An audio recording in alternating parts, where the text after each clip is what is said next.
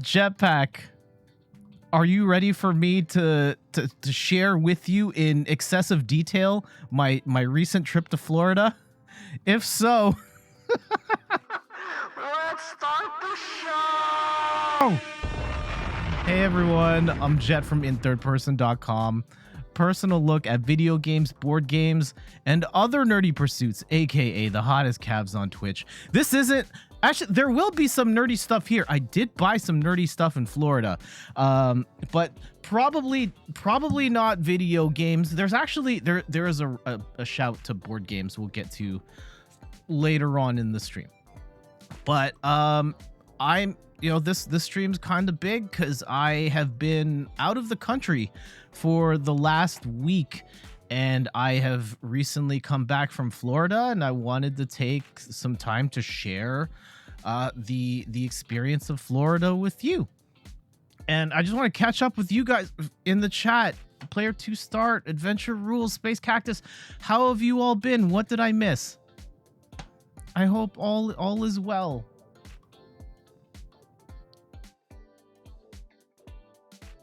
Yeah, I hope everything is okay in your neck of the woods. I talked with Lindsay for a little bit yesterday,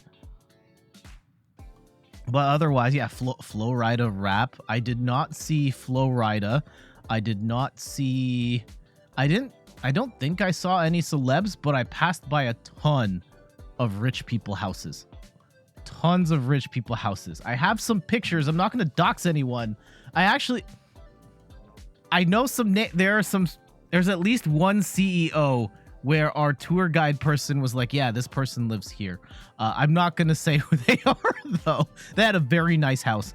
And they pointed out one house, which is like literally one of the most expensive houses in the US. I have a picture of that one as well from the bit we could see. Space Cactus says, passed my assignment yesterday, finally. Congratulations. Space Cactus is, congrats on finally passing it again. Well, for any reason, Space reached out because she's doing a course in a field where I actually do that job, and I saw what she did, and I looked at the rubric, and I was like, nah, you shouldn't have failed. Like, your work is fine. And then I just provided some feedback, and that was fun. And also kind of a refresher for me, without going too into detail on my real life work. I am working on an assignment that is very similar to what Space is doing in school. So it was cool to think about it in those terms. And so much good feedback. Anytime. And Ian says you missed Kai 3, which is nothing at all.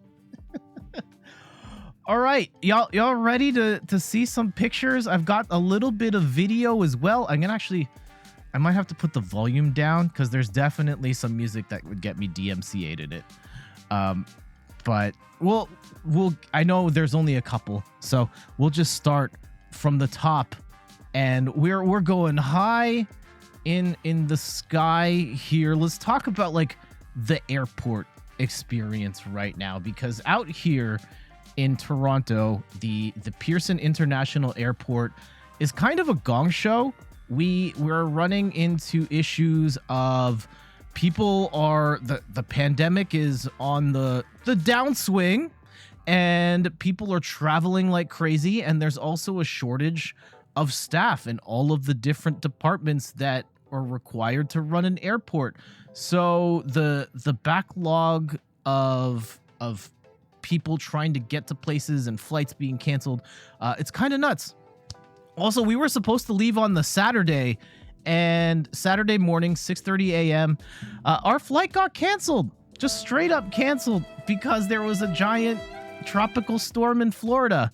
And my mom stayed up to rebook our flight, and we ended up leaving on the Sunday, 6:30 a.m. And I'm kind of dreading it because Steph and I woke up at 2 o'clock in the morning. We had all our stuff packed, and we got to the airport at like 3:30. And the process of checking in was slow. The machines It's an automated thing, at least on the Canadian side on Air Canada, where it's just like a conveyor belt, and then you put your thing on and a whole bunch of lasers scan your luggage, and then it just goes. But the machines were off, and we stood around for about half an hour for someone just to hit the red button to turn the thing on. And then like, okay, fine, let's go and scan our luggage in. And there was a sign at the front that had said like, hey, if you've got a flight between 6 and 9, go wait in aisle 15. And so we waited in aisle 15, and we waited for half an hour, 45 minutes. And like, as it turns out, we actually didn't have to wait there at all. We could have just gone to the gate and gone through security and everything. But no, we just sat around waiting for no reason whatsoever. Kind of misleading that they had the sign there. I don't know what was going on. It was kind of confusing. Did get through security okay. It was actually kind of a scramble getting out, because the way it timed out, we had like just a little bit of time to get coffee, and the Starbucks line was incredibly long. Ran into my aunt, actually, my aunt and uncle from Houston, who had come to Canada for the weekend to celebrate my uncle's birthday, and they were on their way back to Houston, and we saw them at the Starbucks. That was kind of cool. Hi Tito Cherry, hi Tito Edwin. Then we got on the plane, and I was like, I'm gonna go sleep on the plane. It's gonna be great. And I kind of did, kind of didn't. I was just like in a weird state of sleepy / not sleepy. I don't know. Is anyone here like good at sleeping on the plane? I'm generally not. I have a hard time just like being out for long periods of time on the plane, whether it's turbulence or just it being asleep in the middle of the day doesn't really work out. Space Cactus says, if you sleep on a plane, you are on another level. I try, and like I can only nap for an hour or so, usually, and it didn't help that I'd kind of slept a bit. I thought I'd be more tired than I was, and I kind of wasn't. And so yeah. Oh, the other mess up on the plane was like, all right, I've got my phone. I'm gonna listen to some music. I don't want to burn my podcast material or anything like that, because I'm just gonna fall asleep to this anyway. And as they start doing the announcements and the safety thing, I'm like, all right, let's get the Spotify going. And I look at my Spotify. I have no music downloaded on my phone. I had forgotten that a while back, in order to create space on my phone, I just deleted all of my music, because I said I don't listen to music on the go anymore, because I'm not really on the go and I can just stream it on the Wi-Fi. Why do I need music on my phone? So I had no music. That was great. Oh geez, wrong button. There it is. You made sure to download extra music. Yeah, it was bad. And so I kind of just slept through some podcasts that I downloaded and rewinded where I could. Shout outs to the Raptor Show with Will Liu. Shout outs to Event Hub's fighting game podcast. And I listened to those a little bit while drifting in and out of sleep. And you'd consider paying for Wi-Fi? Oh, I'm not paying for anything on the plane. Of course, they have the thing. You can buy the sandwiches and stuff. I've never bought anything on the plane. One thing, though, an essential for me, and I guess this works to varying degrees, an essential for me, gum.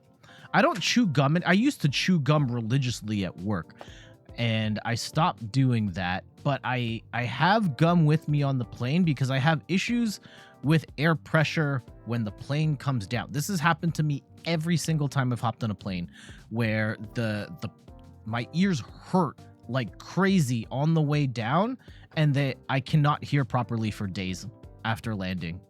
I don't know what it is about me and the air pressure on a landing plane, but it messes me up really bad. And I find that chewing gum on the way down kind of makes it not hurt as bad for as long.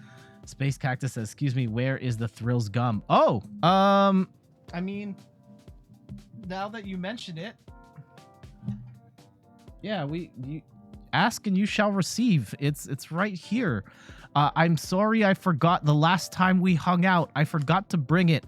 I will not forget on the next one. So I have not chewed a single piece from that pack. So I'm saving it for the next time we hang out. And no, I didn't bring any Thrills gum with me on the airplane. All right, so now we're landing in Florida. I don't know if there's okay. So let's step ahead. So now we're landing in Florida, and I have my thoughts and feelings. I knew the weather was going to be great, and I had some. I think the sort of the two things that I was keeping tabs on is one, what does mask usage look like in Florida, and two, how much of the how much fandom will we see for a certain U.S. president in that particular side of the aisle, that type of stuff, right?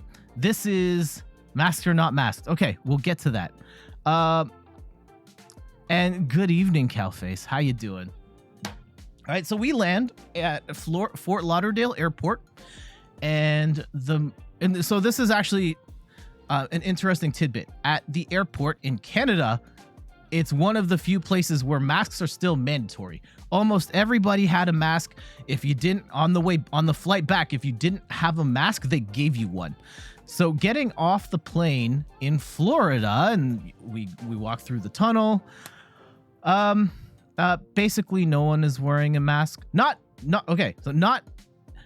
It wasn't completely devoid of masks. And this is actually something that I was a little concerned about. Like, I thought nobody wore masks in Florida. This is not true. There are some people who wear masks in Florida. Actually, something interesting. In particular, and like, I don't know if this is racial. There definitely certain groups that wore masks more than others. I don't know how to specify that particular thing, but you know what? Power to them. I definitely, you can say, I'm not going to say that, Space Cactus. How about the opposite of that were the people I mostly saw wear masks, which is kind of interesting. However, I did see people with skin lighter than me that wore masks, and I saw people with skin that looks more like me also wearing masks. Definitely in the minority, though. That being said, okay, as someone last week, or the week before then, right, mask requirements and stuff have been loosening up in my neck of the woods here in Toronto, and I will say Florida is not that much different from what it looks like in Toronto now. Like, people out here pretty much aren't wearing masks anymore either. Did I wear a mask? A little bit, but for the most part, no. And it was I definitely had my concerns. Like, sure, I'm concerned about COVID. I've had it. It sucks. I was more concerned with being an Asian presenting person in that particular part of the world, wearing a mask and having to answer to why I was doing that thing. So I ended up taking it off for the most part. There were one or two instances where I did wear it, mostly when like my throat got dry and I was coughing. Like, okay, I'm gonna put this up so people don't get weirded out by it. My parents hung out a little longer, right? It was after the first day. Yeah, don't want to trick me. Exactly, Space. Like, I was concerned about like the incident we had at the restaurant, but just happening all the time everywhere we went. And I didn't want it. More than I didn't want COVID again. Ian says, the mask situation here is pretty bad. At most events, there are literally like 100 people and you're the only masked person. And that is very much what Florida is like. And as much as I want to hold my city and my part of the world to a higher standard, that's pretty much where we're at now. It just took us took us a bit slower to get to that point, but hardly anyone's wearing masks here anymore.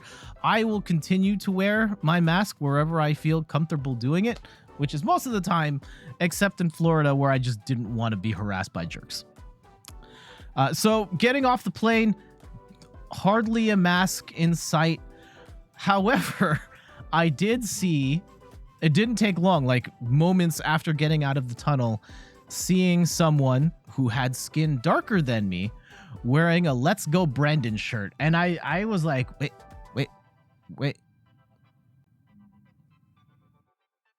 What?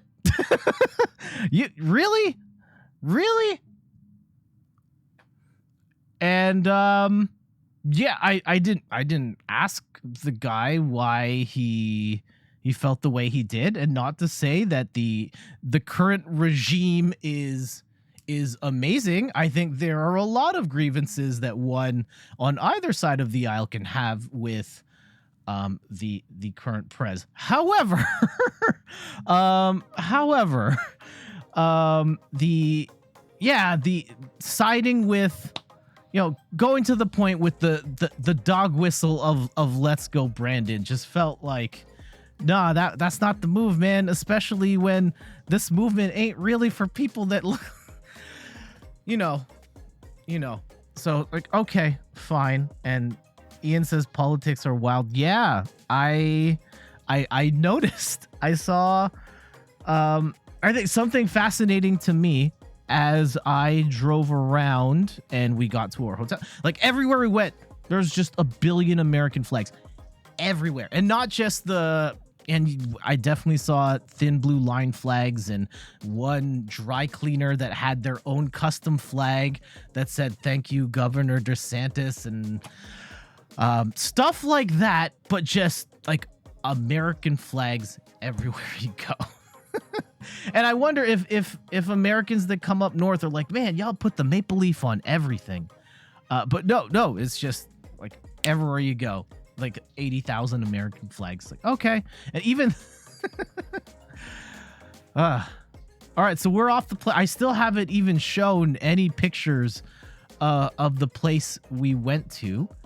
Shout outs to my mom's boss who set this whole trip up.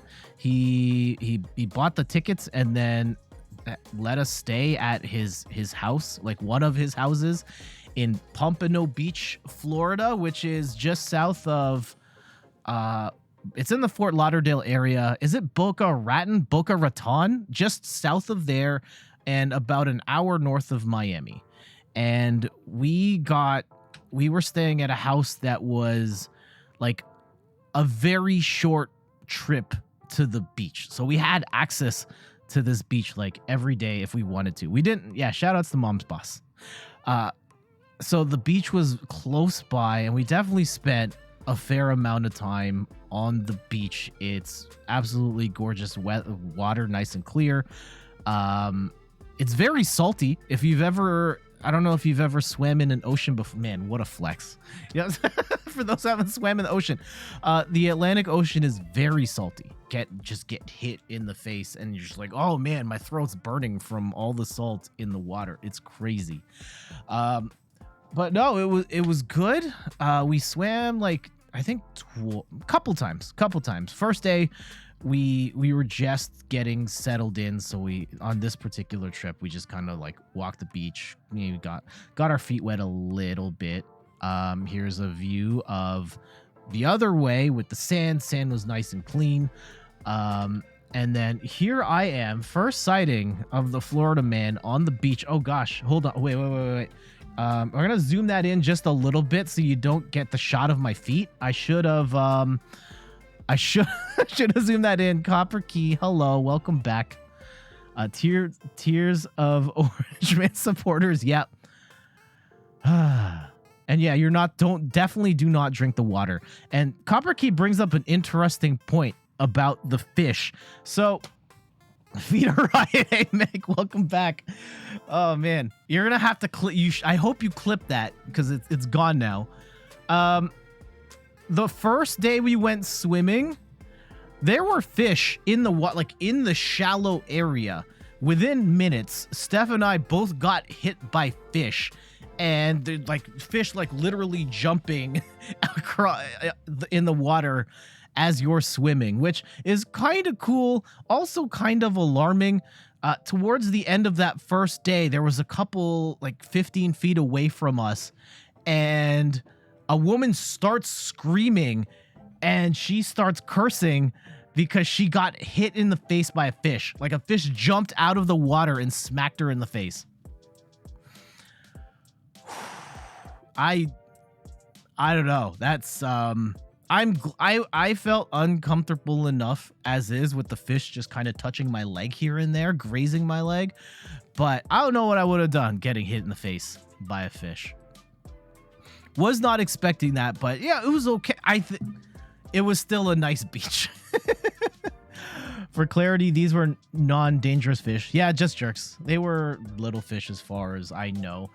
We were told by our boat tour guy that sometimes the sharks do go up to shore. He told us a crazy story about some sort of like experience you can pay for where you actually get to see the sharks from below and watch them eat above you. We'll get to that in a sec. We didn't do anything quite that crazy, though. What else happened here? Let me go and click. Oh, why isn't it? Oh, I have to zoom out so I can use... Okay. Don't screenshot this. Oh, come on. There it is. Okay. All right. We're fine. We're fine. Yeah, so off to the side, there was that pier, and you can walk all the way to the end of the pier. And one thing I guess I wasn't expecting that it's actually a fishing spot. I usually imagine sort of beaches where people swim, that because of the people there aren't really fish to catch. But along the dock, they have areas where you can fish. There's even like a hole at the end of the dock where people are just fishing under the dock, and there's tables set up where you can cut your bait. And that was kind of cool. We actually saw someone catch a fish.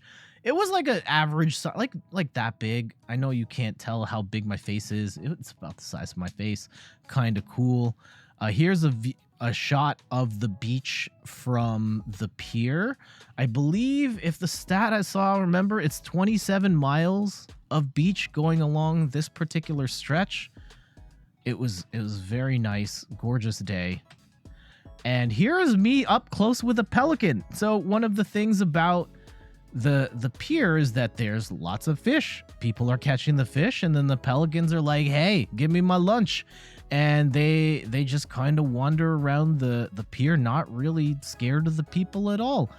Didn't see a pelican eat any fish here, but we did see a fish get eaten by a bird, but that is later on in this particular story.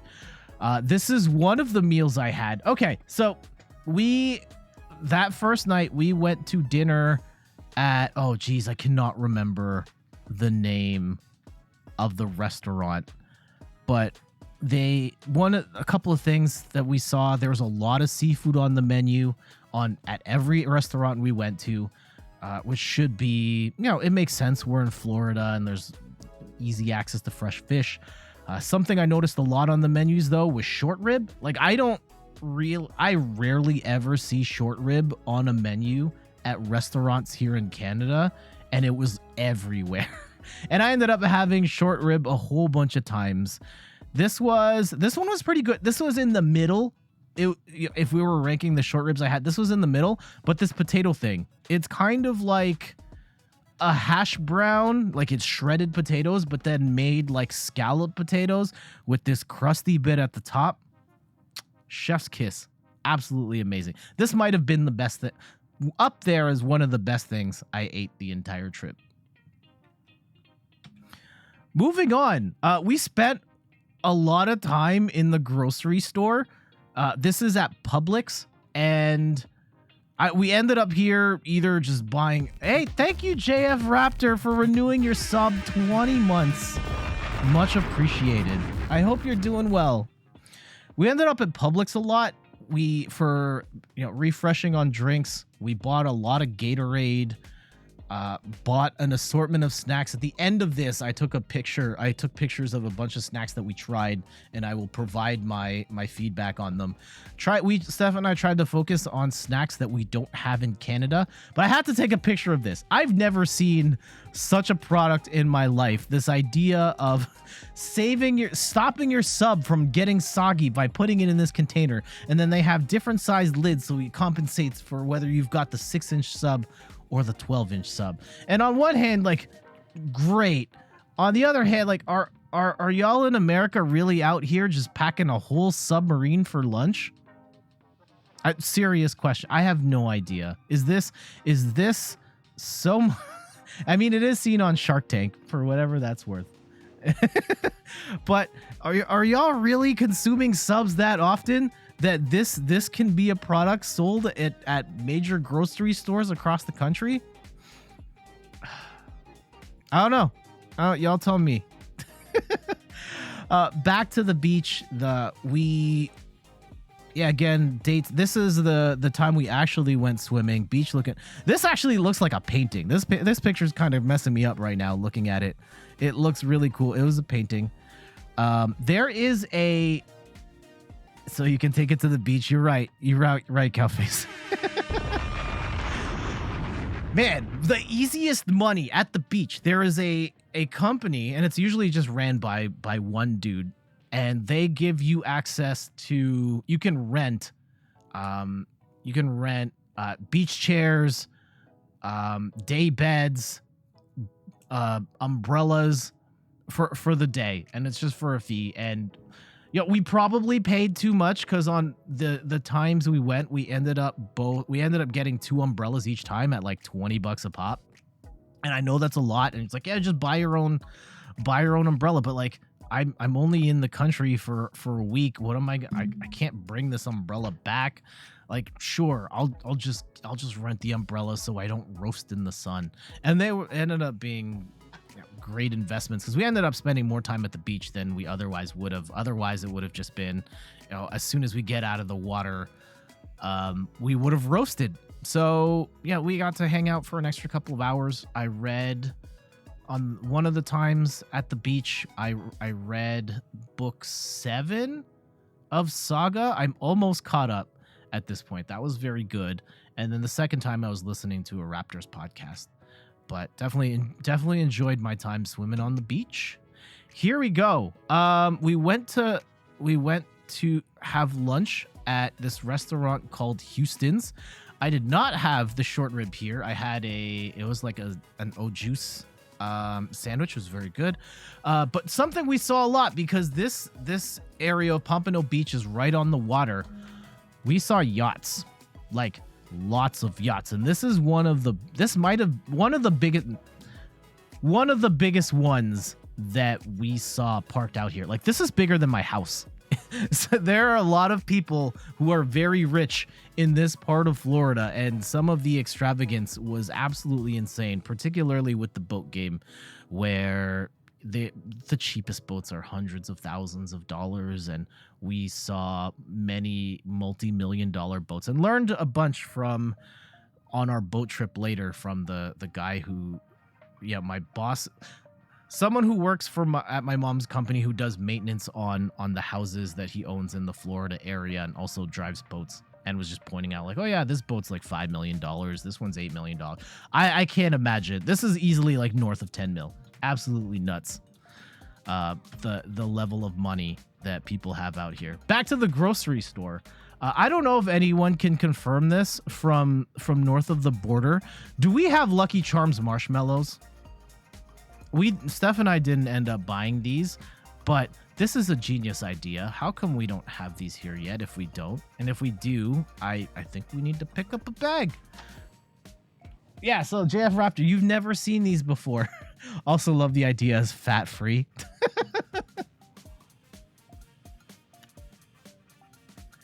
Yeah, just give me the marshmallow. Imagine just putting these into a bowl and pouring some milk on there. Oh, and these aren't just the marshmallows that are from the cereal. These are big marshmallows. I mean, they're smaller than your standard size marshmallow, but a lot bigger. Like these would serve as alternates to regular marshmallows. Absolutely crazy. Later on, we went to Target, and okay, so I need to set this up a little bit because Americans are probably like, "What? Why do you want to go to Target?" And I'd say that Canada doesn't have Target. We used to have Target, and Target here was terrible. There's an amazing article on. Let me see if I can find the site. Is it? There's like an amazing expose that I remember reading, and I can't. It doesn't show up on the front page here. Target is one of the biggest failures in Canadian business history. They lost north of, I think it was over $20 billion trying to set up in Canada and failing. And they bought a whole bunch of stores. They set it all up. The deals were not good. They were always out of stock. And yeah, those were the two big ones. They were always out of stock. And yeah, like nobody shopped there. And then people just left. And so it's always a big deal when we get to go to Target and we can actually shop at the good Target. And we bought lots of stuff at the Target, including this sleepy boy right here. Why don't we want to go to Target? Didn't actually carry unique stuff. That was expected. Why don't we want... They did not. Yeah, none of the unique stuff, all the cool stuff that the States got in Target, we didn't get here in Canada. It was awful. But Target in the States had this sleepy boy here, which ended up being kind of a pain to bring back because it took up half my luggage, and I ended up having to squeeze like everything super in. But we had to bring him home. Look at this sleepy Pikachu. How could I say no to this? How could I say no? How could I say no to this sleepy boy? So we definitely brought him home. I also got some shirts. I got some nerdy dorky shirts because I'm a dork. Sleepy boy acquired. Yep. Thank you, Jared. I got some shirts from Target. I don't know how much of a dork it makes me that I bought a Wu-Tang shirt while I was at Target, but they had it there. I love the Wu-Tang Clan, and they've got a new song in the Ninja Turtles game. I don't know if y'all saw my Twitter, and I retweeted it. But yeah, Wu-Tang, Ghostface, Raekwon have a song in the new Ninja Turtles game, and it slaps.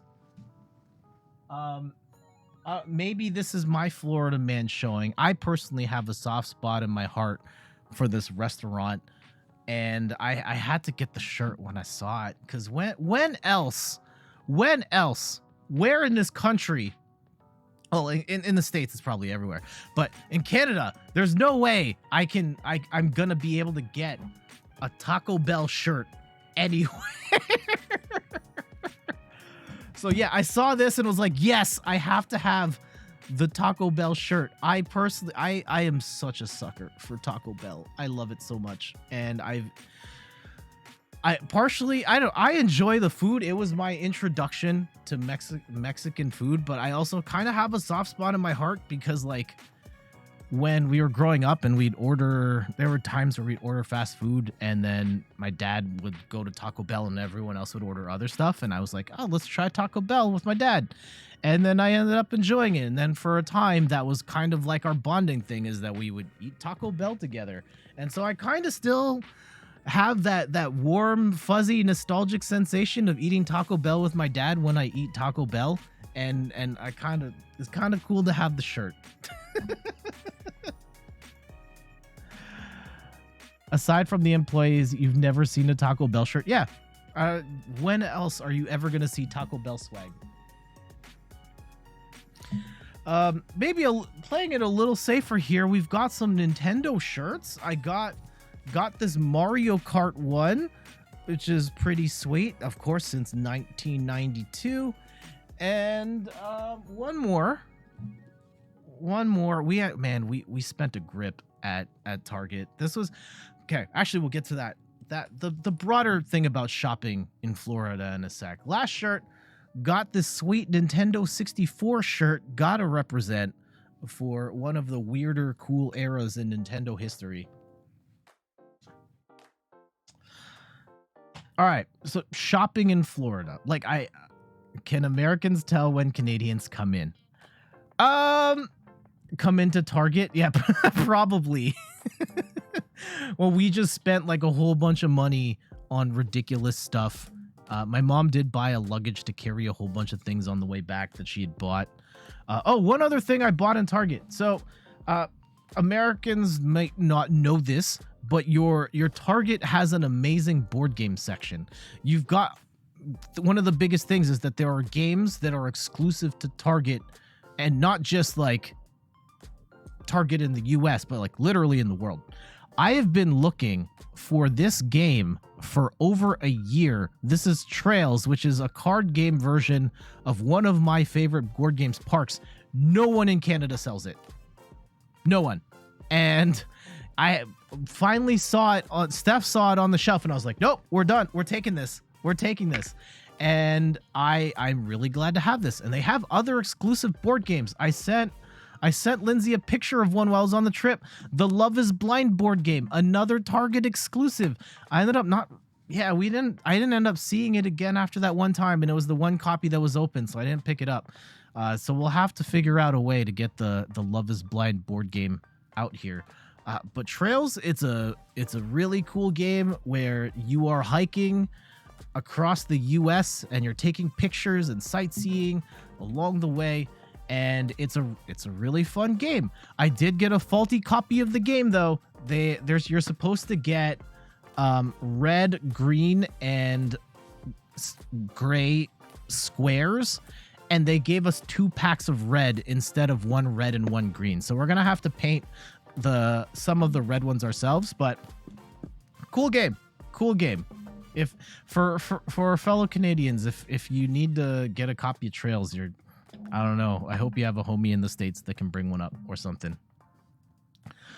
Shopping as a whole, I will say, I brought a whole grip of money to buy a whole bunch of stuff that isn't really available in Canada. And look, I'm really happy with the Sleepy Boy over here and the shirts and the board game. Shopping as a whole though was really disappointing in the States. Like there wasn't really anything, not too much in the way of like different stuff or new stuff or unique stuff. It was kind of a lot of the same stuff we can get in Canada, and even then the stores just weren't that much different. So I ended up not spending, maybe it's for the best that I didn't end up buying a whole bunch of dumb stuff, but yeah, that part was kind of a bummer. Yeah, we're not really, like back in the day, in the 90s and the 2000s, when you'd make the trip to Buffalo to go and buy a whole bunch of stuff that you couldn't get in Canada. I guess that's not really as much of a thing anymore. Inflation going on too. Yeah, that too. Oh, but that said, dude, so that this is like the second night here. We still have so much we're not getting around to board game video games today. Yo, I always say McDonald's in the States. So I always harp on about the $5 for 20 nuggets thing. The price has gone up on the 20 nuggets, which is kind of disappointing. But y'all are crazy. You've got this McNuggets meal that has 40 nuggets and 2 large fries for only $16. Are you kidding me? Nah, this is not okay. Man, so there are probably people like we have the 20-piece nuggets, which is like $10. It's a lot just for 20 nuggets, and you're out here giving me 40 nuggets and 2 large fries. Yeah, Des and I get this time. It's crazy. Like this night, the timing was really weird. Where we had dinner, we had supper, like dinner at like 5 o'clock, and then it was 10 or 11. We were hungry again and went to McDonald's, and we split this amongst the 3 of us. Like, sure, why wouldn't you spend $16 and get 40 nuggets and 2 large fries? And at the end of it, we still had 22 nuggets left. Oh, absolutely nuts. The later on in the trip, Steph and I warmed up some of the nuggets and ate them, and we still had some. There were nuggets that got left in the fridge because it was just too much McDonald's for us. And JF Raptor says McDonald's isn't cheap anymore, at least here. Yep. McDonald's is kind of in line with the others, but there's no way we were getting anything close to, 16. Even when you convert to Canadian dollars, there's no way you're getting this much food at Mickey D's in Canada for that much. And they forgot the sauce. So this is the thing. They asked about the sauce, and you get 6 sauces. And when we got home, there were no sauces in the bag. We had to eat 40 nuggets with no sauce. Man, so tragic. Space Cactus, no, we don't have a 40 nugget thing here. It caps out at 20, and they specifically say in the 20-piece nuggets, like, this is meant for 2 people. Yeah, that peasant life. Oh, we had to buy our own sauce at Publix later. Oh, and this McDonald's, we went on our last full day on the trip. We went back to this McDonald's, and they screwed up our order again. I think they charged me for an extra sandwich, and they didn't put my dad's coffee cap on, like the lid of his drink on properly, and he went to drink and it spilled all over his lap. Not the best McDonald's experience. But yo, the McNuggets price, absolutely wild. Also, okay, America, can we chat? This is gonna be a judgment-free zone, I promise. I just want to know, are y'all really out here just snacking on bacon? Like, you just have a bag of bacon and then you eat it? Like, that is that a thing that you do, and it's not just is it just the Dunkin' Donuts thing? Even then, I'm gonna not judging. I just want to understand. Help me understand.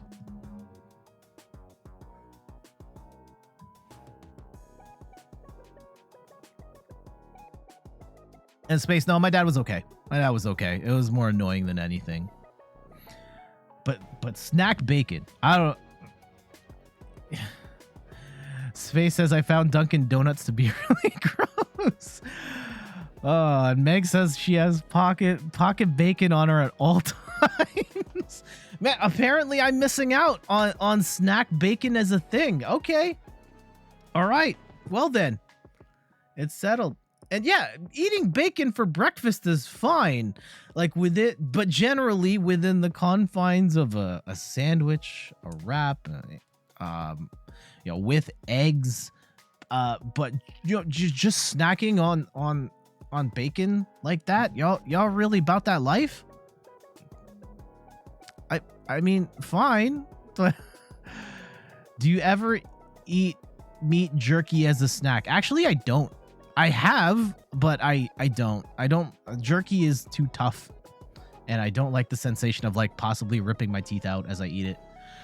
Space or Cowface says I didn't know it was a thing. I mean, if I have bacon, I'll snack on bacon. It is just an alien concept to me, the idea of just getting a serving of bacon by itself, like you would fries. If we made bacon, you'd also just snack on. Yeah, if you made bacon, but I don't know. This just strikes me as odd. I did have a couple of cold drinks at the Dunkin'. One of them had like whipped cream and sprinkles on it. The other one was, I forgot. So yeah, but you've never ordered bacon like that. Okay. I didn't. Dunkin', for my Canadian friends, the drink menu is split between hot, like every single drink has a hot option and a cold option. And I did not specify that I wanted my macchiato hot, and I got a cold one. So that's my L. But it was fine. But the sweet one in particular, I was hoping for kind of a Tim Hortons ice cap experience, and it wasn't that. It wasn't that. Y'all haven't lived until you've gone to a Tim Hortons and had an iced cappuccino. That's what I'm talking about right there. Right? It's not here's coffee and then we put a bunch of ice in the coffee. No, it's imagine like coffee made in a Slurpee machine with the ice where it's just like melded into a thing. Oh, it's great. It's amazing. Ice Cap and Bieber balls. You're right. They just dropped the new Justin Bieber stuff at Tim's, and I mean, I wish him a speedy recovery because half of his face being paralyzed is not.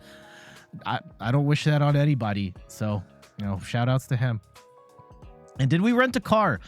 Part of the benefits of this trip is that the house that we were staying at gave us access to a van, and we ended up driving a fair amount. And speaking of which, we drove all the way to the Everglades. So this is okay. So the thing about the Everglades, at first we were like, yeah, let's go to the Everglades. We're kind of close to the Everglades.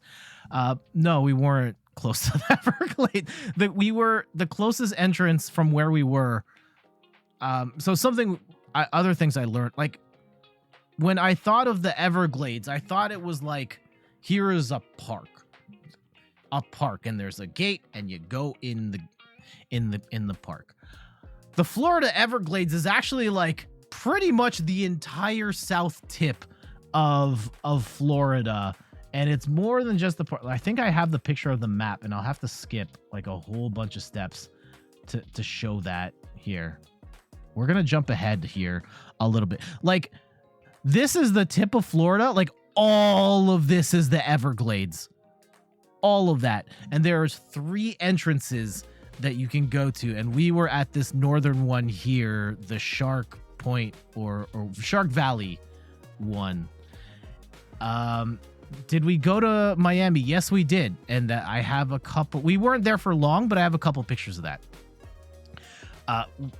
So the drive to the Everglades was just over 2 hours, and my mom absolutely hated the drive. We found the most realist of Florida mans on the I-95, where we saw some of the worst driving I've ever seen in my entire life. And look, look, Toronto's not the best when it comes to driving. We definitely have some degenerates on the road here. I ain't seen it like that in Florida, though. Oh, man, Florida, my mom was driving past the speed limit, and like dozens of cars are just passing by. We saw one person speed by, and the back of their car, like the trunk is entirely caved in, and the trunk door is just flapping in the wind, and this guy's just flying with his car basically demolished. And I'm just like, that guy's fleeing the scene of a crime. Why would you be driving full speed with your car destroyed unless you are trying to get away from the cops? So that was nuts. And then there was another point where there was a guy in a truck, and he's driving faster than so I think speed limit's like 70 in this particular stretch of the I-95. He's zooming past my mom, and I saw just enough to see that. Imagine I am the driver, passenger side is here, and there's someone here. He is driving, one hand on the wheel, the other hand with his phone up like this, and he's looking here at the phone. The windshield is here. He has someone on a video call, and he's pointing it this way so that the passenger could also be in the shot, and he's doing this while driving like 85. Y'all serious? You couldn't just put it. Did you really have to be on camera at that moment while driving on the highway?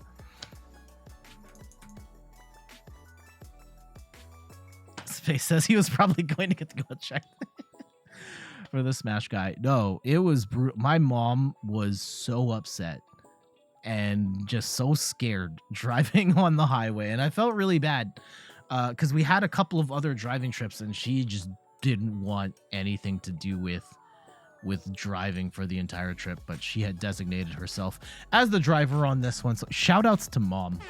Taking one for the team. Driving. I'm going to guess she probably didn't want me driving because it's her boss's car, and yeah, if I'd smashed it, there would have been a different level of accountability. But it's fine. Kudos to Mom for driving us all the way to Shark Valley Visitor Center. It's actually kind of weird, like the contrast of stuff leading up to the Everglades, because you're driving in the middle of nowhere. I think like even once you get to the stretch of road that leads to the official Everglades National Park, it's still like 25 miles away. And along the way, you're seeing signs for the air, like the airboat tours. And something I didn't know is that the official national park doesn't do the airboat tours. You have to go to a third party service along the way that does that. And Mulligoon, welcome back. I hope you're doing well. So yeah, like when I think of the Everglades, I think of the airboat with the big rubber tube filled with air and then the big fan on the back, and the official park doesn't do that. They do a different type of tour instead, which was absolutely okay. The third party ones, even though there are a couple that are officially, promoted by the park itself, were definitely more degenerate. Of just like, yeah, we're gonna take this boat and you're gonna go across this lake, and then some of them actually sold alligator like to eat at the restaurants, which seemed like maybe a little sus and a little counter to the whole Everglades and conservation and stuff. We ended up not doing that. We went to the official park instead, and you hop on one of these sort of tram things and you drive across this stretch of road that's in place, and you get a tour. I think this was actually really smart of us to have done this. Mulligoon says, and can I just make the observation that before computers, people would pay picture slides on a projector and force people to watch Family Vacation? No, this is exactly it. This is exactly that stream. This is what I have wanted to do this whole time. And we did this last time when I came back from England and from France. I don't go travel much, but I thought I enjoy sharing these experiences with everybody. All right, so this was actually perfect because there's a couple of ways you can experience Shark Valley when you are there. You can spend the money, and look, admittedly, it's not cheap to go and take the ride, the guided tour. You can walk it, but it's like 7 miles one way if you want to go end to end. So if you're down to walk 14 miles, by all means, go for it. This is also a rainy day, so I wouldn't have wanted to do that. Or you can ride a bike, and hey, that's kind of cool. You can ride a bike, possibly get bitten by an alligator. Now I'll just take the trolley ride. And also there aren't really much in the way of signs along the way, or a couple here and there, but I felt like we learned a lot more about the Everglades experience by taking the tour and having the tour guide tell us stuff. Mulligoon says, I legit would be interested in an old-fashioned slideshow presentation. Oh, cool. Maybe someday we'll present something on the wall here. Also, Mulligoon, congratulations on the twins. They are here. Asher and Zoe, welcome to the world. How has the dad life been for? Well, you've been a dad for a while, but dad of twins now too. How's that going? So this actually worked out. I didn't know that they had the tour ride here, but they were just about to leave when we got there, and this ended up being great for us. Some things we learned about the Everglades: it's very low to the water. It's like 7 feet above sea level, and then it actually goes down to like 5. And the water here doesn't get any deeper than like 3 feet. And there's not much that can grow in this area. Well, there's a bunch of weird stuff that grows in this area, and it attracts certain types of birds. And then there's alligators. There's an alligator right here that's kind of hard to see. We didn't see that many alligators, and most of the ones that we saw were very small. Apparently, it's the wet season, and they don't really come out during this time of the year. But we did get to see a few, and I'm glad that we got to see a couple of wild alligators along the way.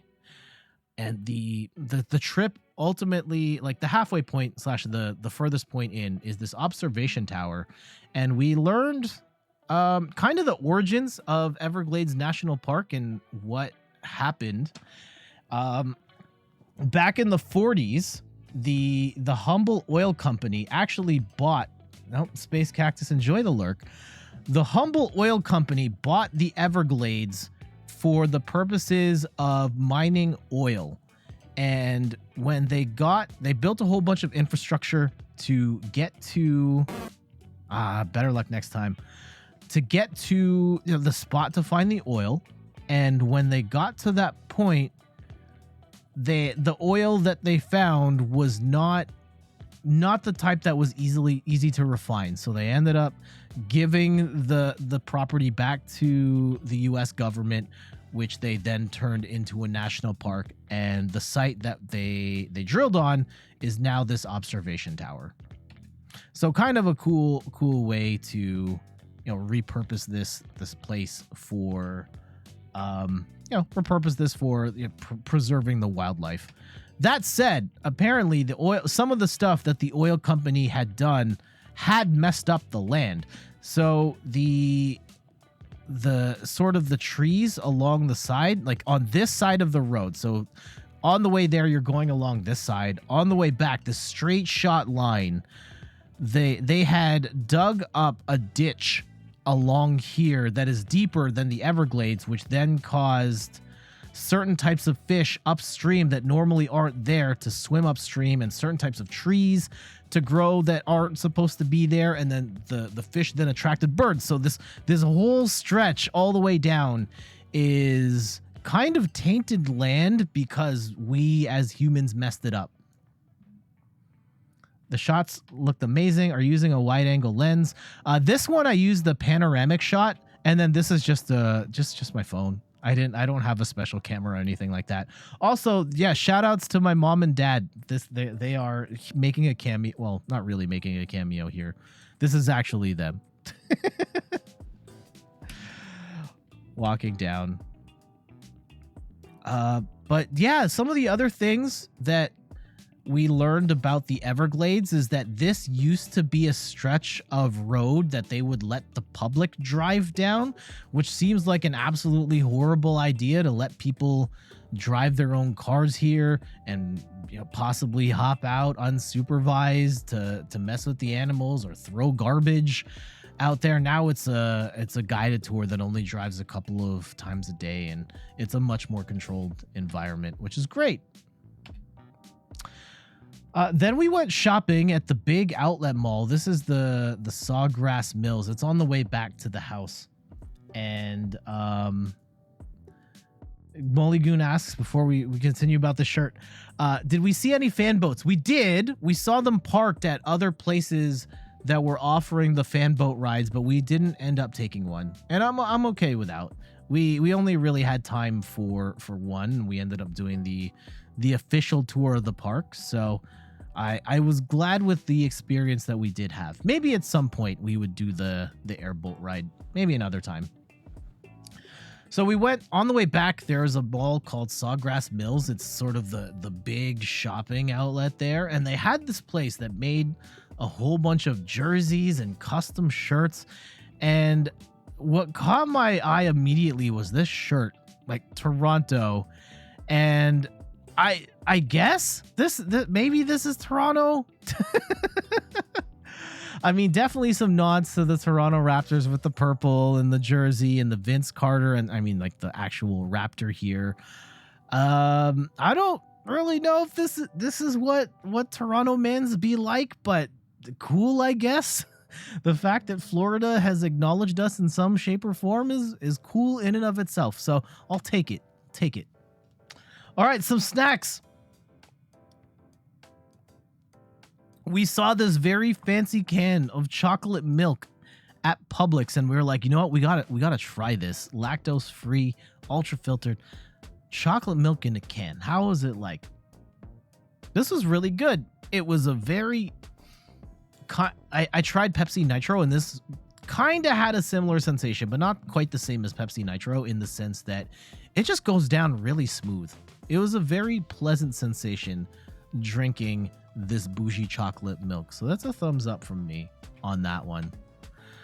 Another day at the beach. This is kind of the walkway that leads to a bunch of different restaurants and the pier. Today we had, this is the restaurant we went to multiple times. My mom ended up becoming very buddy with the waiter there who served us both times. We ended up sitting at the exact same table, which was kind of crazy. And this particular meal, this is a chimichurri steak with mushrooms, and I can't remember what this was. Was it potatoes of some sort? I remember this being kind of weird. The steak was amazing though. It was kind of, I asked for it to be done medium rare, and it was definitely more on the well done side, but it was still juicy and absolutely delicious. I personally am a sucker for steak with chimichurri on it, so had to do it. Fantastic. Oh, here we go. This is some of the video stuff. So this is now different day, and we are in Miami at this point, and we went to we are at an interactive art exhibit called Super Blue, and they had a whole bunch of different interactive art things set up. This is one. It's just this entire wall that kind of had the life cycle of flowers. There's just nothing, and then it's grass, and then it's flowers, and they bloom, and they change colors, and then the petals fall. That one was cool. After that was like one of my favorite things. There's Steph. It was this whole wall that had projections of water coming down and then pooling on the ground, and then there'd be flowers that are there. Absolutely stunning. They're playing this really ambient music. So cool. And yeah, you can see the flowers blooming along the wall, going up all the way up, and they had mirrors to make it feel like it was an even bigger space than it was. Here I am in my flower glory, and yeah, some other cool shots of me against the flower. Definitely looking like I should have posted these on Instagram. There's Steph and I. Definitely should have posted this one on Instagram. And then yeah, one of the cool things about this is I still don't know how they did it, but it was set up in such a way that if you touched the wall, the rain would move around you. And if you stayed there long enough, and I posted the video on Twitter, like you will actually, like, flowers will sprout from where you're standing. And in this particular instance, it sprouted from my back. I have no idea what technology they used to make this effect happen, but it was insanely cool. JF Raptor says, I remember going to an exhibit like this in Ottawa. Oh, they're very cool. And then another highlight from Super Blue was this entire room. It was a maze full of mirrors. So everywhere you're walking, it's just mirrors. And it's kind of cool. As a sort of a Bruce Lee stan, it was kind of cool going through this because it reminds me of the final scene of Enter the Dragon where he's fighting the claw guy in the room of mirrors. And it's kind of trippy walking around and seeing just reflections everywhere. Oh, my Street Fighter 6 thoughts. Maybe at the end. I did try and keep up with the Street Fighter 6 news while I was in Florida. So yeah, that's kind of the experience, just walking around there. Look at into the Jetverse here with all of the different versions of me. Oh yeah, you also had to wear, I don't have pictures of the exhibit before this where you have to put these shoe covers on. And part of it so you don't mess up the floor here, but the other one was a very trippy space where you go up these stairs and then you're just in this white room, and the entire thing it's a giant room that's white, but then they project colors on it, and then you're just in this. It's a very weird sensation of being in a giant empty room that is all one color, and like it's just red, and then they change the colors very gradually to different things, and it's just such a weird sensation of being entirely surrounded by nothing except this one color. Really messed up, but it was kind of cool. This is called Super Blue. It is a art exhibit in Miami, interactive art exhibit where you could see some stuff. Here's another spot of just all mirrors. What happened here? Yeah, okay, yes, I remember now. So this is in Miami, and then we drove into South Beach. This is kind of where all the cool hip kids are. Definitely a place to see and be seen. We had lunch along like that ocean. Is it called Ocean Drive? And people were definitely like living that Miami lifestyle, whether they were visiting or not. Lots of people. Ocean Drive, yeah. Lots of people, men and women. Very scantily clad. I mean, showing the assets by all means. If you're gonna do it, you best do that in South Beach. I was dressed pretty modestly though. And we actually didn't get to spend a lot of time. It took us a bit of time to go from the exhibit to South Beach. Then we had lunch, and then this came in. So within minutes of us getting to the beach, and we weren't planning on, thank you. Within minutes of us getting to the beach, the storm clouds came in, and my mom was like, we gotta go, which is kind of unfortunate. Like, I wanted to walk up Ocean Drive and get up to the restaurant that used to be Gianni Versace's house, and then walk back. That didn't happen because the storm clouds rolled in and it rained within minutes of me taking that picture. But yeah, here we are, South Beach. The light. What is the term? The lifeguard post. So yeah, we spent a couple minutes just walking. It's the beach, and then we got back to the van and drove through the storm. Traffic was abysmal, and the fact that it was just pouring rain did not stop Florida drivers from just blazing through as fast as they could. The bridge between Miami and Miami Beach can have crazy traffic. Yep, we definitely found that out the hard way.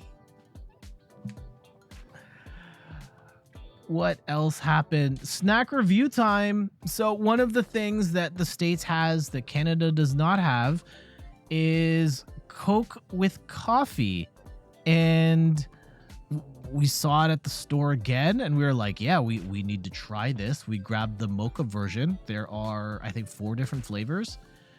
And this was absolutely disgusting. It tastes like Coke, like bad Coke, that also has fake, it smells terrible, and it tastes like I don't know, it's like a fake coffee.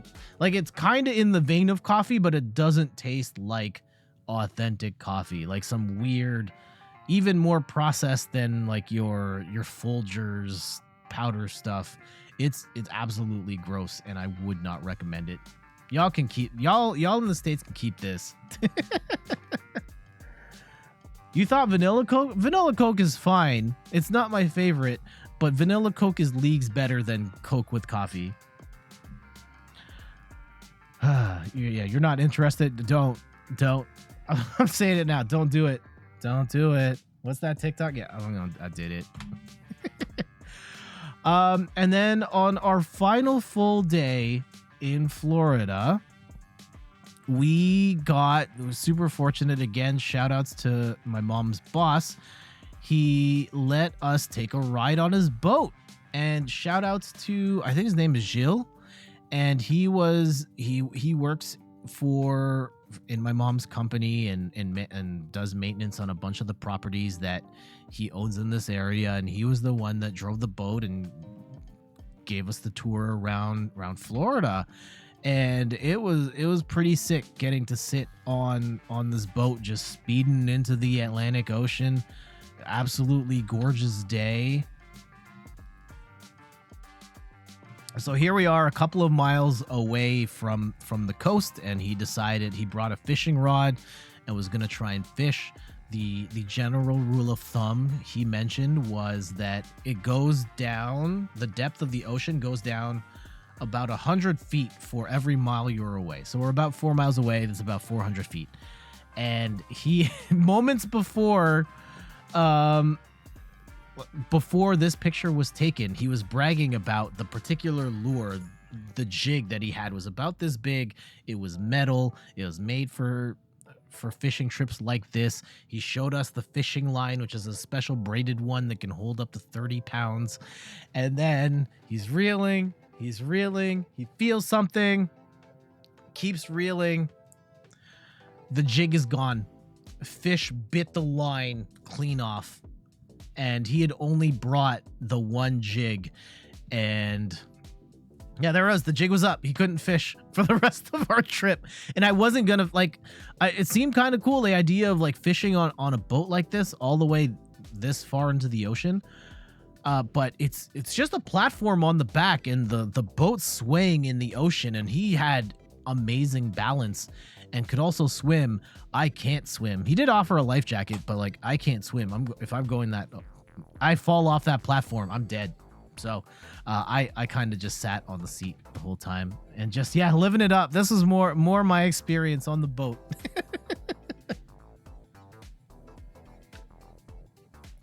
It was pretty sick. Although I will say, if you get to sit on one of these types of boats, like this was my first time ever on a boat of this style. If you want the best view, sit in the front. If you want the least bumpy ride, sit in the back. There were a couple of moments where we hit waves and, like, I'm actually bouncing out of my seat. I thought I was dead. I thought we were so dead. Thankfully did not die, did not fall in the ocean.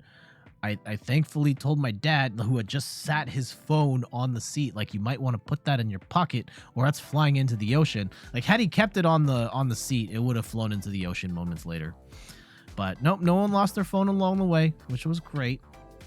And we also, like, we ended up going from Pompano Beach out to the ocean and then back around to Boca Raton, and then taking the inner stream back. And y'all got money out here. It was just multi-million-dollar mansion after multi-million-dollar mansion. I took so many pictures of just, like, rich people houses. There's a view from the ocean, like, absolutely. This isn't even the craziest thing, and I took so many more pictures of these super baller cribs, with this one being the most baller of all. I know it's obstructed by trees and stuff, but Gilles mentioned this gate. That's 24 karat gold. This house, it's currently for sale, $160 million asking price.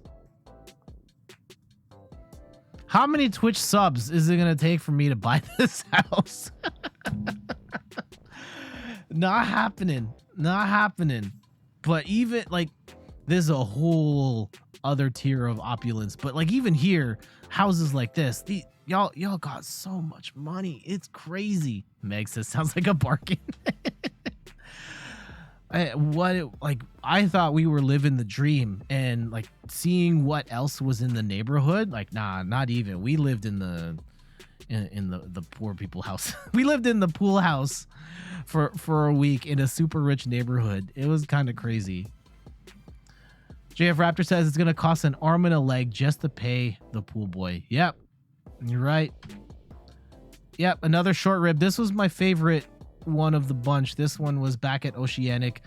The last time we saw the waiter guy, super nice dude. He was bald. I don't, if you ever go to that restaurant, look for that guy. He's great. Nearing the end, oh man, on our last night, I did laundry, and I just found it fascinating that there's an entire, like, brand of starch spray just called Niagara.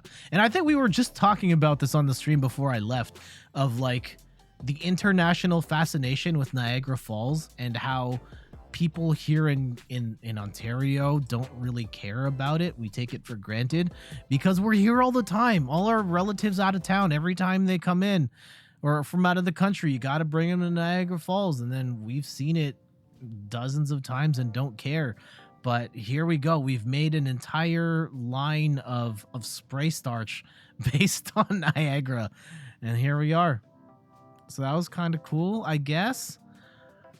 This was on our last night, and then the flight back, the trip back, we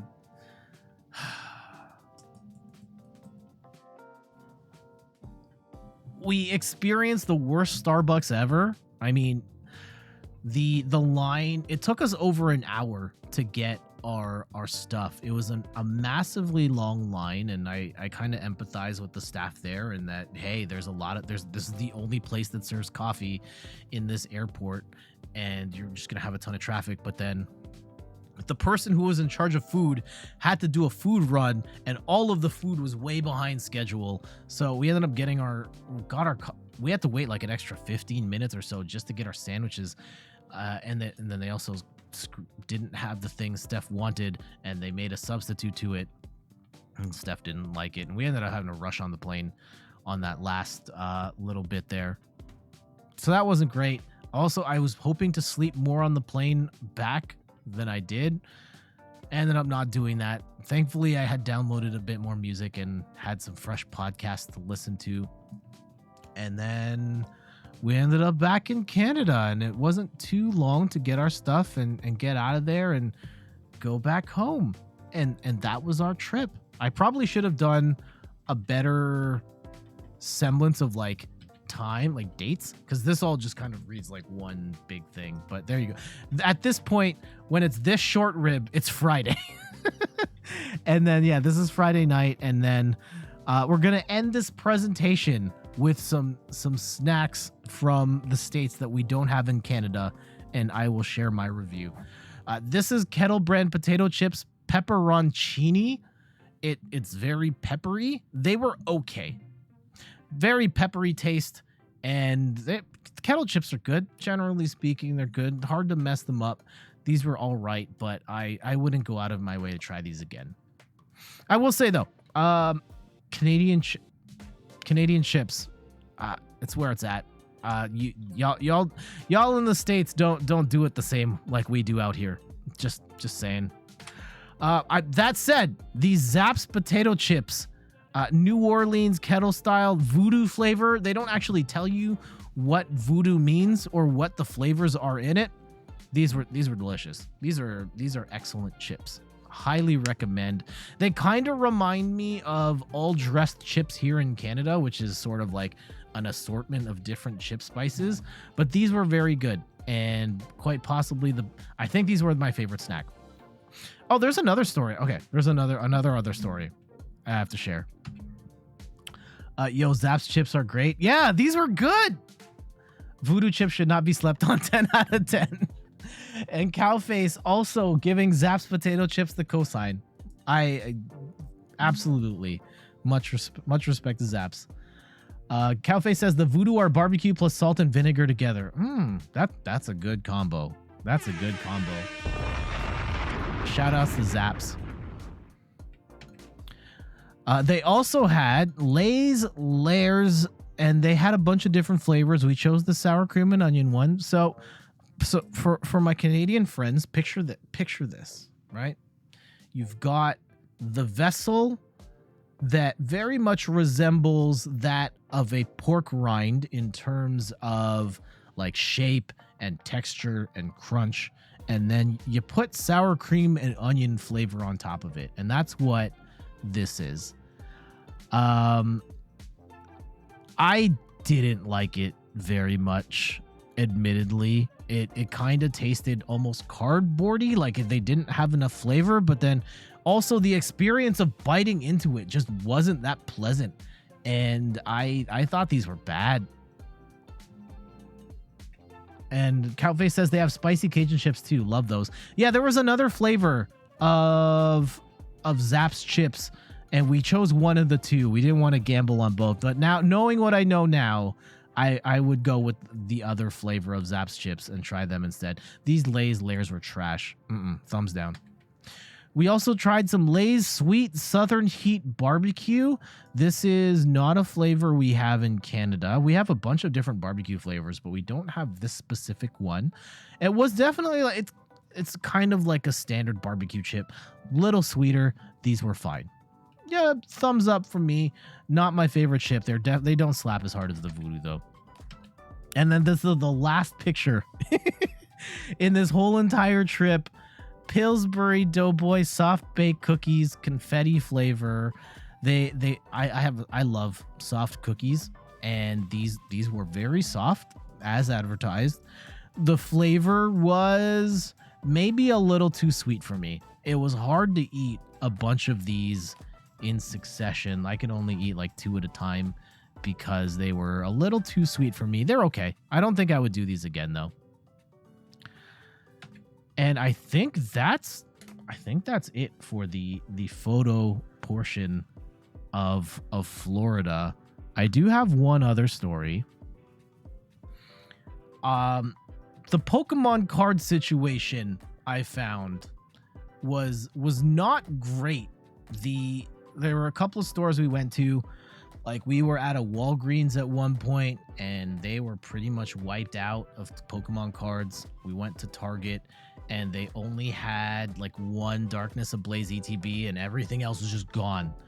But we did end up at a GameStop and they had behind the counter, they had a whole bunch of packs. And so I picked up 2 packs of Astral Radiance. And the guy who was working the cash register seemed like a teenager, asked me if I had an Edge card, and I said no, to which point he tried to get me to sign up for an Edge card, and it got to this whole conversation about like, he's like, why don't you want an Edge card? I'm like, I'm not from this country. Where are you from? And like, I'm from Canada. And he asked me like, where do you like it more, in Canada or in Florida? And I tried to be diplomatic about it. I did mention that I was having a good time in Florida, which is true. There are certain things I like about Florida and certain things I like about Canada. Though, given the choice between the two, I'm staying up here. Hard to get much out here, at least without markup from local game stores. Yeah, that's rough. It is. Yeah, maybe I take for granted how easy. I'm not gonna say for the most part, it's actually a lot easier getting like if you just want to go get the new set or what have you. Most stores here just have them readily available. Like there is a Toys R Us I frequent where sometimes here and there they don't have packs, but most stores generally have them in stock.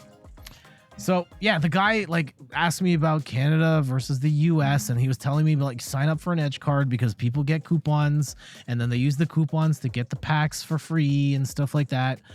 I was like, nah, I'm literally not from this country. I'm never going to a GameStop here again. There's no point in me signing up.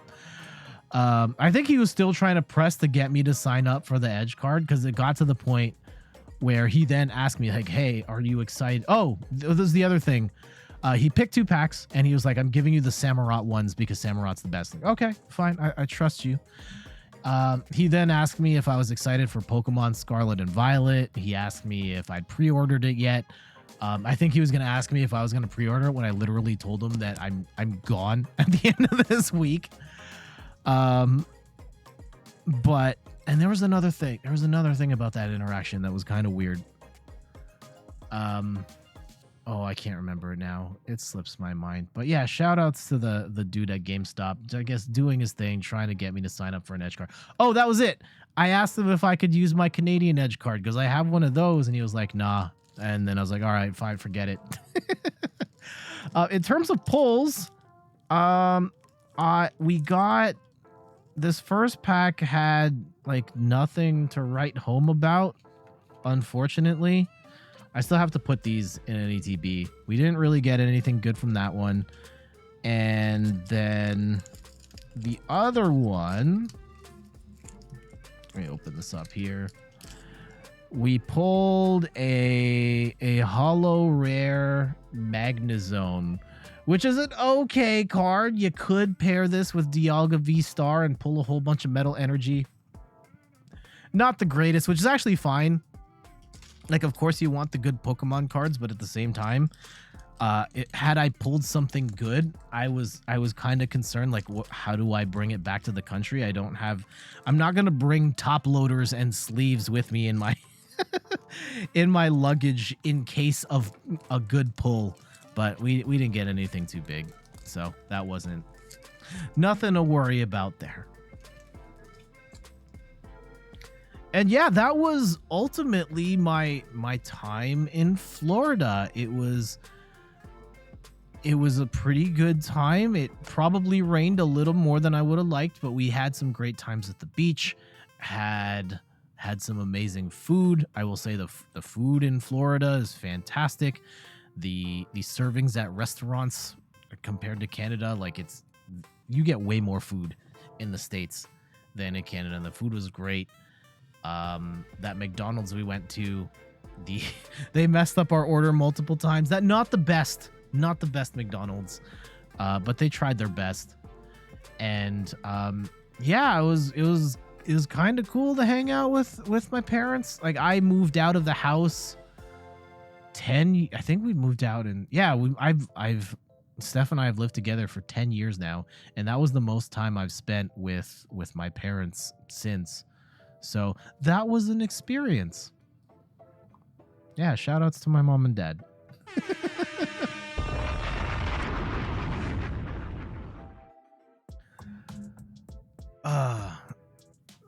Thank you for taking them off my hands. Yeah, that was we'll have to talk later. But yeah, love you, Mom. Love you, Dad. What else? Anyone else have any questions about Florida that maybe I can answer? I could also talk a little bit about Street Fighter 6. I don't know if it's worth me playing any video games at this point. Any masks? Excellent question. Yes, but very few. It's at this point very few people in the city are. I answered it at the beginning, but you missed that. It's fine. It's probably the most curious question that came up, considering Florida's reputation as being as pro-virus in the world as anyone could possibly be. We didn't see many masks, but it's at this point Toronto and Florida are basically the same in terms of mask usage. Hardly anyone's wearing them. When we did see masks, most of the time it was people working in customer service who were wearing the mask, but there were people out and about that were also wearing masks as well. A couple that were definitely, some were a little more like obviously tourists, but there were locals that were also still wearing masks. My parents didn't think about it at first, about like, okay, any sort of stigmas or anything wearing masks. But after the first day, they stopped wearing the mask. Like I pretty much stopped wearing the mask as soon as we got there, and both of my parents said that they stopped wearing the mask because no one else was wearing masks and people were looking at them funny, and they just didn't want to draw that type of attention, so they didn't wear any masks. And miraculously, none, knock on wood, as of right now, none of us got COVID. Steph and I did test on Sunday when we came back, and we'll probably take one more on like tomorrow just to see like if we had caught it like at the very tail end of the trip. It would probably kick in like any moment now. But as it seems right now, no, we're all, I can't speak for my mom and dad, but we're okay. We're okay.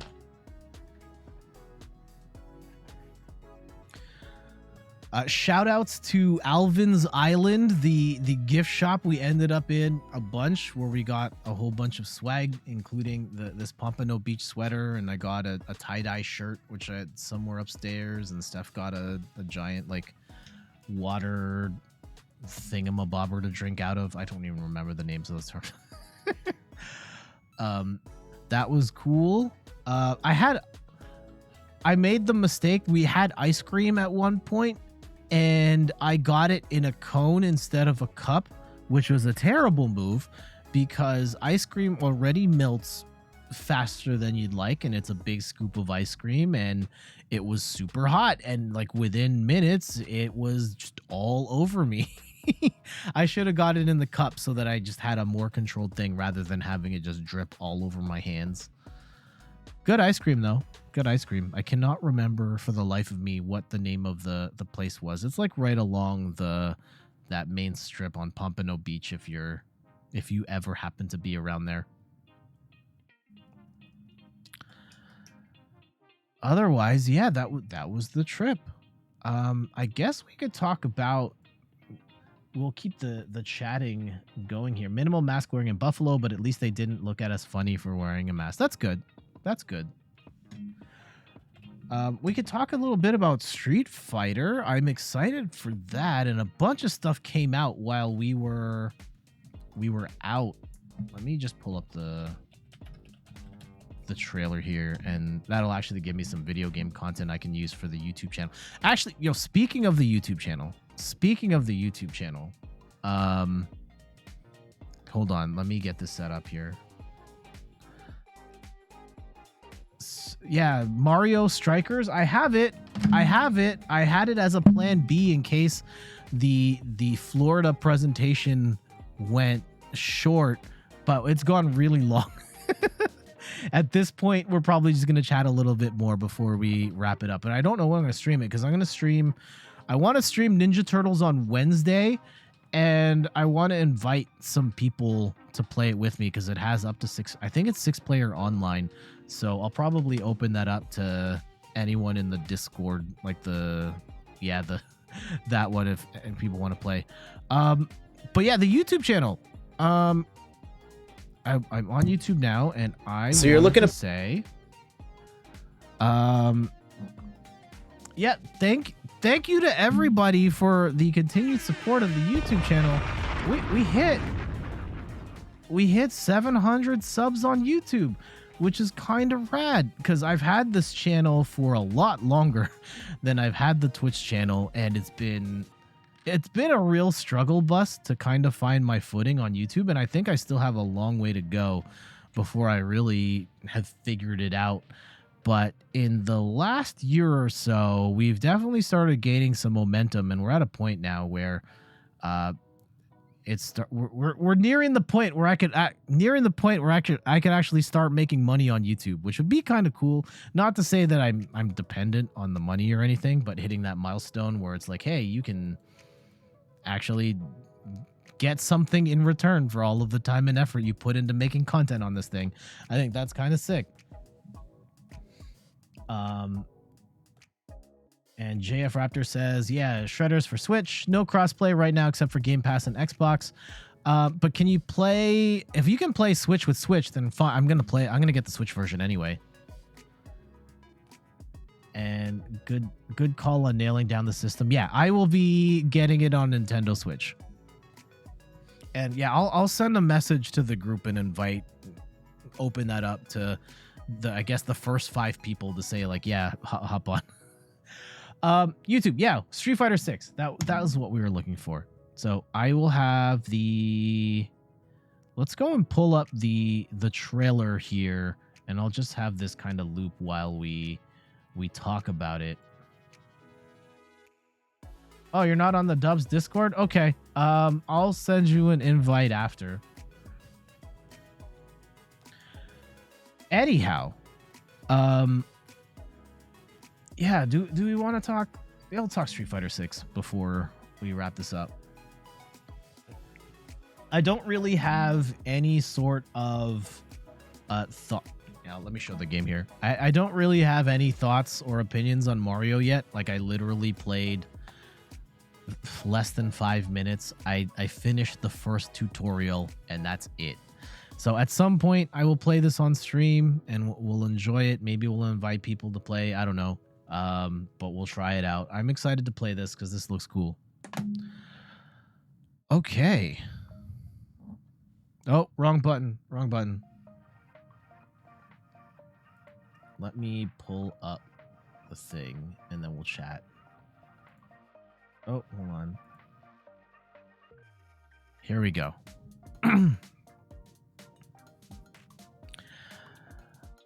So Capcom has been a little slow. At least they were a little slow initially with Street Fighter. A couple of months ago, they showed us the teaser trailer that was basically just muscles and feet and a ripped off logo from Adobe. And Capcom kind of went hard with all of the information and videos, and we kind of learned a lot and about Street Fighter 6, and maybe more than we should have considering the leaks, which we could talk about a little bit.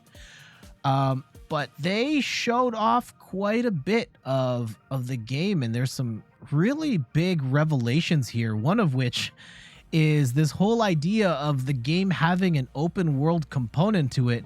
Like this is sort of your create a character avatar moving around Metro City, and you can pick fights with other people. They're just Shoryuken a garbage can. I think seeing this for the first time I kind of freaked out of like, wait, what the heck kind of game are we even playing here?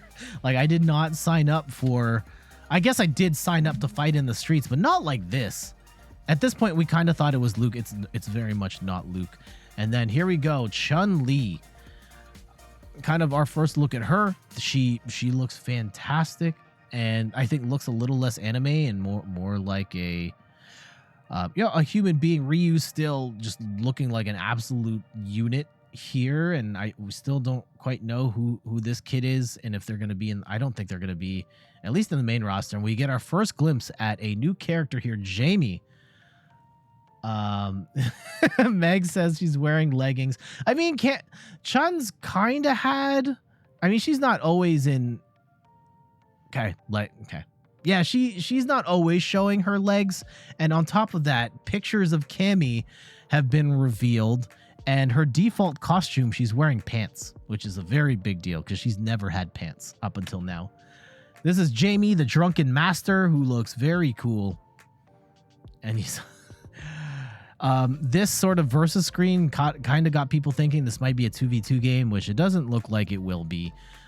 And I think, yeah, first impressions, graphics look absolutely insane. And a lot has come out about the gameplay, and they're adding a whole bunch of new moves to characters. And the most interesting part is the drive system. And at a fundamental level, Street Fighter has kind of had this challenge of kind of the game's feeling limited in scale in terms of what you can and can't do, and even within the context of universal systems like focus attacks or V triggers, that if your character just got a bad V trigger, then you just kind of lost tools there. And this drive system is different in that they give players like a whole slew of different sort of universal mechanics like parries and focus attacks and alpha counters all in one go, but it's all governed by a meter. You can't just spam them all, and you kind of have to manage your meter in terms of when you can do each thing, and it looks pretty sick from a gameplay standpoint. So I'm really excited to get my hands on this to play the game and see how it feels. I took that personally. And some of the other cool things, they've added esports commentary to the game. So they've got, I think it's Vicious and a Japanese commentator commentating on the game, which is absolutely amazing. I really hope they add a Yipes commentary pack, because Yipes is godlike. You gotta show the Guile reveal. Oh yeah, Street Fighter 6 Guile. Street Fighter 6. Rioting about Guile's eyebrows? No, I'm fine with Guile's eyebrows. Where is the Guile reveal? Yeah, this was it. So yeah, Guile got revealed. So we officially know 5 characters, though a leak through, I think, 4chan kind of leaked the entire starting cast, which is nuts. And I will say that I love the designs of those characters, old and new, and they picked some good characters. And Guile is absolutely, look at those, the guns on this guy are absolutely insane. But some really neat stuff that they show here from a gameplay perspective. Guile having some target combos there, such as we just saw one right there. This is a new combo, the crouching one. Yeah, his sweep being 2 hits is interesting and not knocking down on the first. That's a target combo there. And then having that target combo going from sweep into the standing heavy kick into the flash kick. That's some new sauce for Guile. And then Mulligoon says, RE Engine is proving to be extremely capable and a powerhouse for Capcom. Yeah, Street Fighter 6's graphical fidelity is absolutely nuts. And I love the splashes of paint and how they kind of mix sort of realistic, but then also anime look to it. It doesn't look like anything else out there, which I really love. Yes, it is, Mulligoon. Yes, it is. And yeah, Guile just looking like what a stud. And yes, he has eyebrows here now, ever so faintly. But yeah, this game is looking great. I look forward to playing it, and you know, who knows where things go from here. Maybe this becomes my main grind. We get back on the wagon of fighting games, and we'll see what happens. I love the mainline Street Fighter series, and I know I haven't really been playing for the last few years because I just didn't like what they did with Street Fighter V, but this game has a lot of promise, and I really hope they nail it. And I think that based on everything so far, they're headed in the right direction in terms of graphics, in terms of feature set, gameplay. Like, it all looks on point right now, and I cannot wait.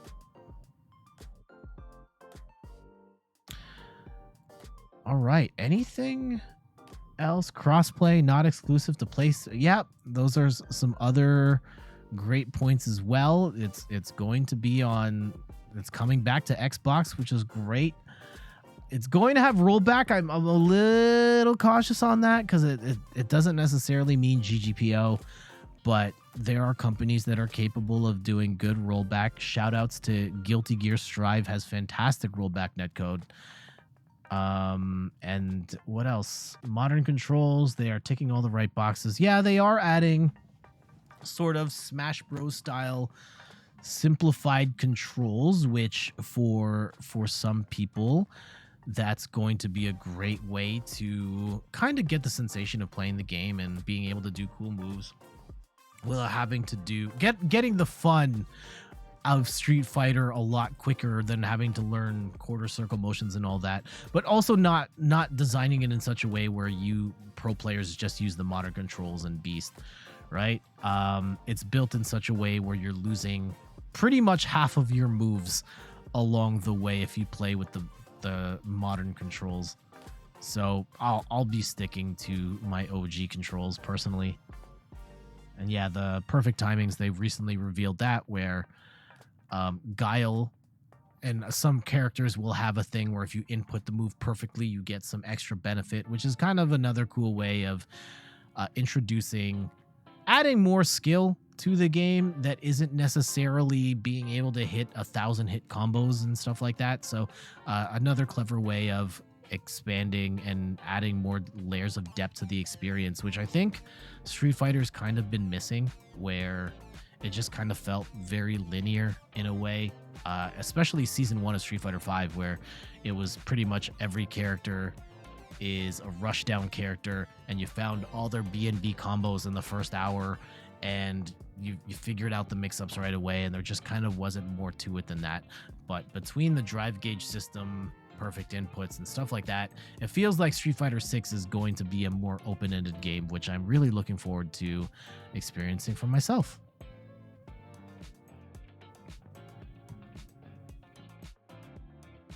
And this is Canada. Oh, this is Canada. Canada's butt right here. Guile can have the title. America, I can't. There's no calves in that picture, so it's just my butt.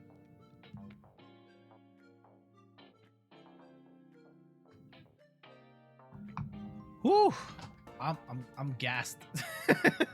That was a lot of talking, but I hope you enjoyed me going through my slideshow of pictures and video in excruciating detail.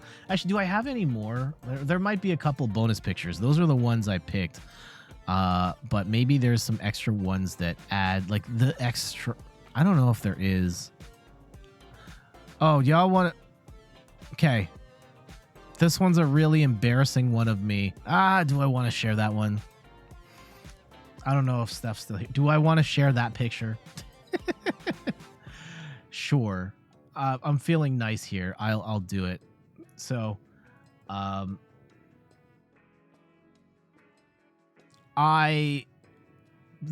man, is that drool on me too? Damn.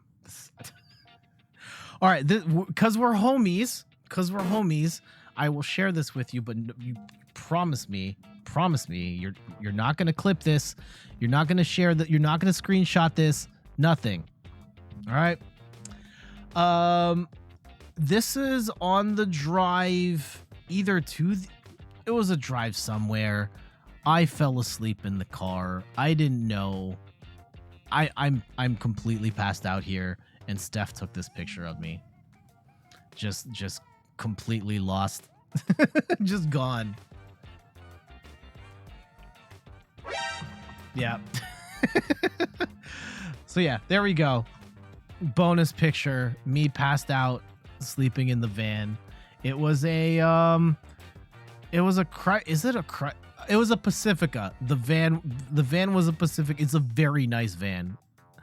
I guess another interesting thing, here's a picture from one of the highways. I don't think this may or may not have been the I-95.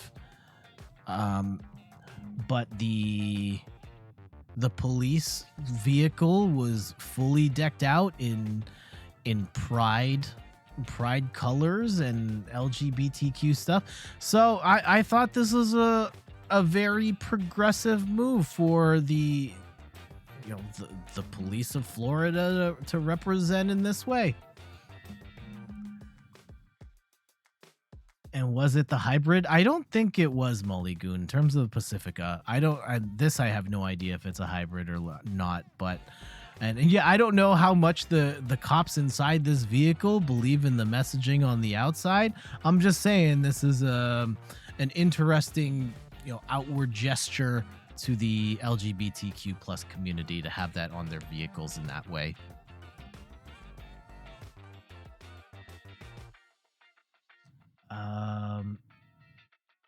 Anything else? Oh, here we go. This will be the. Oh no, that one's not as funny as I thought it would be. Never mind.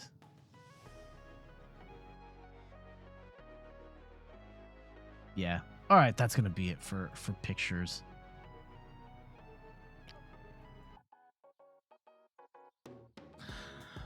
Okay. Well, that's going to do it for tonight's stream. Thank you to everybody that dropped by. Shout outs Mulligoon, Adventure Rules, Megan Plays Games, Space Cactus, Player 2 Start, JF Raptor. Is that Cowface, MacGyverisms? I appreciate you all hanging out with me on the stream. To everybody that lurked the stream, much appreciated. I hope you enjoyed this weird, out of left field sort of show. We didn't play any video games at all, but I hope that this time here was still, provided value to your life in some shape or form. Thanks for sharing. I again, thank you for letting me indulge here for a day and just kind of documenting my vacation. So that was a lot of fun. And if we go, I have no idea when I'm going to go on a trip again. It might be for work. I know that my work has been trying to get me out to either California or Scotland.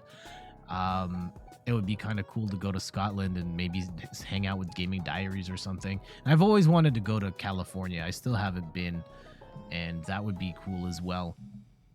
And if I do one of those trips, I'll share pictures and stuff too. I don't know if it's gonna be a full blowout like this because I'm gonna be going for work. I'm still kind of scarred from one of the last times I went on a work trip, and I ended up getting pulled aside for not having the proper documentation. That was the whole thing. I don't want to talk about it right now. Yeah, we'll be back with actual video game stuff on Sunday, 9 a.m. We will be playing the Pokemon trading card game where I will be running. Hold on. I have the card. I pulled this card. I mean, I've shown it on stream before. Where is... There. We're going to be running in celebration of the League Battle Decks coming out on Friday. We will be streaming the Ice Rider. Oh man, my camera so doesn't show this card well.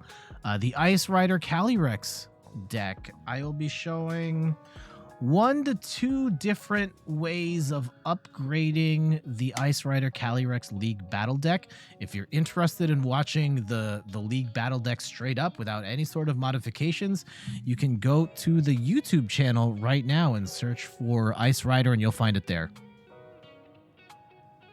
Hold on, let me put the cards away.